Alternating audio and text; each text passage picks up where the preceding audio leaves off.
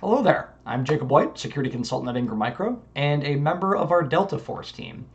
This is going to be a 10-minute overview of the email and endpoint security solution space, and designed to give you a deeper look at each of these control segments.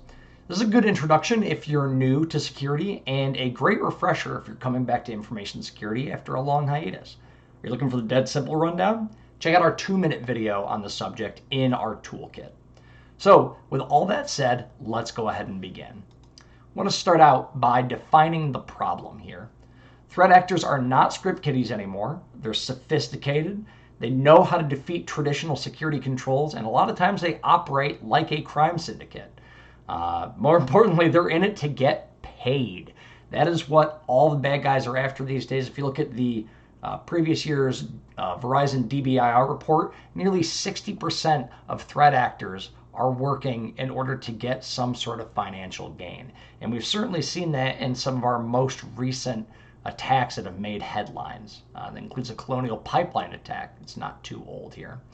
The bad guys these days, they know what they're doing. They're not just going to be buying off-the-shelf malware and throwing it in your environment. Often they're going to be customizing their malware to meet their end needs here. They're working together with other threat actors to gain access to the environment, deploy their tools, and eventually reach a payday. I know I might be beating on ransomware a little bit here, but ransomware is a big deal. Ransomware is still incredibly popular. I will own up to the fact that a couple of years ago I said that ransomware was a fad and would go away. Whew, boy, was I wrong. Ransomware is here to stay, and it's a big problem. So look at the bad guys. They're working really hard to get past your security controls, get inside of your walls. Let's put them aside for a second. Let's say you don't give a hoot about threat actors and what they're up to. Let's talk about software and hardware for just a moment. We've got more apps than ever installed on our systems. We've got cloud apps. We've got apps on the desktops and laptops.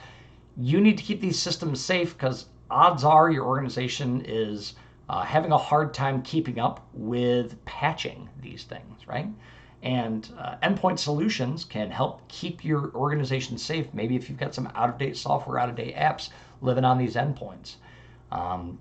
This is how bad guys are getting inside of your organization. They're forcing things like the calculator app or Adobe PDF or a variety of other things that you use as legitimate tools in your org in order to get them to run their malicious code.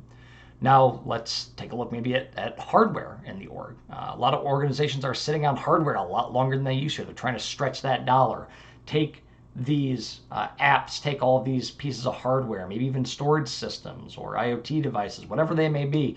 They want to stretch them out. They want to keep them around forever. They're not keeping these things on a regular, what used to be a 3-year refresh cycle. Sometimes these things are sitting around for 5, 10 years, even longer. And we need tools to keep them safe because odds are there, your org is not exactly raining funds on you to replace them with new stuff. Let's set aside patch management as a separate conversation. I could talk about that all day. But let's just say you need to be patching your stuff. I won't beat that point to death. Finally, let's talk about email security. Email is where the bad guys are spending the bulk of their time. Going back to the Verizon DBIR report, 40% of successful breaches in the last year, the point of entry was a phishing attack. Is there anything else to say at this point? 40% of successful breaches were via email. You need to keep your email safe. It is how we do business every single day. If email's down, I'm not exactly making a ton of phone calls anymore, right? It's all via teleconferencing and via email. So we want to keep email safe. We want to keep the endpoint safe. Let's talk about security controls. So endpoint security, we'll start there. Back in the day, you had your pick of signature-based antivirus. And a lot of times that means, you're looking at, hey, we've got a list here, right? Kind of almost like a club bouncer. We got our list of bad stuff. We're going to look at software as it's running in memory. We're going to compare it against our list of known bad stuff. And if it's bad, we're going to stop it. And if it's good, we're going to let it go about and do what it's supposed to do. This used to be enough. Most of the time because malware was not super prevalent where there was a million different things. Nowadays, signature-based AV is playing whack-a-mole, right? It's really trying hard to just keep up with the volume of threats and the amount of edits that can be made to malware when it runs. That's sort of the problem with malware at this point, is that it's easy to go in, flip a couple of lines of code, and suddenly you've got a brand new piece of malware that cannot be easily identified by signature-based antivirus. So we're going to need modern solutions for these modern problems. And this is where you're seeing things like managed detection and response come in. What we're going to do with managed detection and response is we're not just going to rely on the signature database. We're going to peek under the hood, look at the processes as they're running on the endpoint, and provide forensics on those endpoints whenever something's going on, right? We want to look at a given process and say, maybe the signatures didn't catch this, but perhaps this particular process is actually malicious, and we want to stop it as it's running. Or we want to remediate that endpoint by locking it down and then working on fixing it. We also have tools like extended detection and response solutions. These can pair up with the other security controls in your environment. See the kill chain, as we like to call it, right? Look that up, by the way, Lockheed Martin kill chain, great tool for understanding security. But for those of you unfamiliar, check it out. But XDR, right, that's going to work with other security controls. Take a look at what's going on. How did it get across? Did it come in through the network? Did it come in through email? We want to get that very, very deep level of forensics where we're seeing everything as it's going on. Vendor landscape. I could go on at length about this. This is an incredibly, incredibly crowded landscape.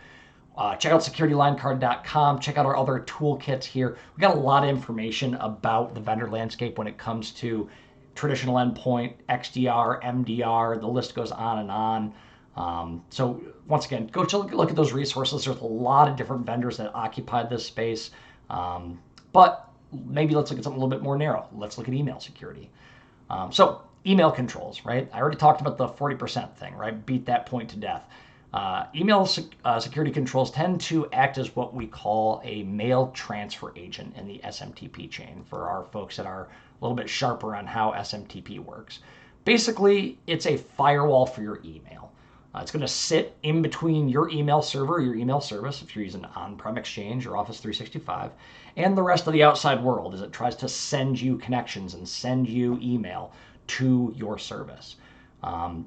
It's going to do kind of the equivalent of deep packet inspection for a firewall, except on email. It's going to peek in, look at the message, look at the header of that message. Is it coming from where it says it's coming from? Are there any malicious contents in the message, right? Be they attachments, links, that sort of thing. And if they're bad, we're going to block them. If they're okay, we're going to let them on through. And if it's in the gray mail area, maybe it's spam, something like that. We can block spam, but we can also create a quarantine where our users can make a determination as to whether or not that message is allowed to come through. These solutions can also do sandboxing. And by sandboxing, what I'm referring to is we're going to take the attachment off the message, we're going to take the links, and we're going to activate them, right? We'll activate that attachment, we'll open it up, we'll take a look inside of it, we will click on the links, and then we'll see, do these things do anything malicious? And if they do, we're going to stop them. If not, we'll let them pass on through. Most modern solutions, by the way, will do that very quickly. Let's talk vendors for a minute here. Vendor-wise, there are a lot of traditional add-ons to your old-school firewall vendors, right? Anybody that you buy firewall from today will often have an email security add-on or a mail transfer agent add-on for their solution where these two things will work together with one another in the firewall space. Now, in addition, and a little bit more of the Gartner Magic Quadrant leader side of the board, you've got vendors such as Proofpoint and Mimecast. These are your leaders in the space that offer more advanced control sets. And these control sets will not only include that mail transfer agent I talked about, a lot of sandboxing, will also include things like encryption, right? Which I know is a huge ask in email these days, especially with anybody who deals with sensitive data like PII, PHI.